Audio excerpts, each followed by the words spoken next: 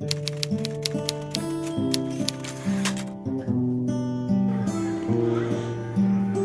nung minahal mo ako ng lubusan, alam ko na umasa kang sa'kin na tagpuan.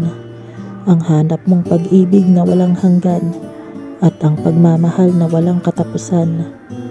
Ngunit sa hindi inaasahang kaganapan, hindi ko sinasadyang ika'y saktan. Dahil ang pagmamahalan at pinagsamahan, hindi ko na ipaglaban sa gitna ng digmaan. Dumating ang isang umaga, bigla na lang na nagmahal ako ng iba. Hanggang sa iniwan nga kitang mag-isa sa kwentong binuo nating dalawa.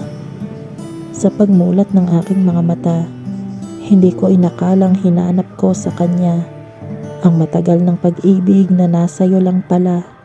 Ngunit huli ko na ito ngayong nakita.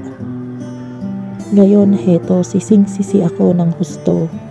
Kaya kahit pa magmukhang tanga na lamang ako dito, ay titiisin ko hanggang mapatawan mo ako ng buo. Dahil aking napagtanto, ikaw pala ang kailangan ko.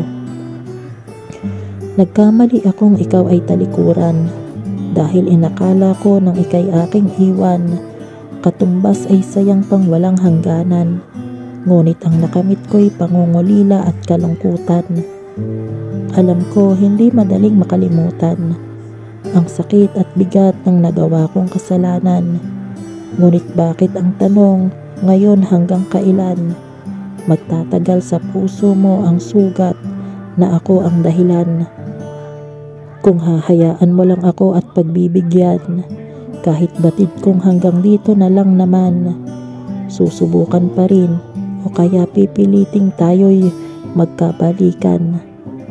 Baka kasi maayos pa at muling masimulan. Ngayon, ang malalaking katanungang natitira, hanggang kailan ako aasa sa katagang pwede pa ba?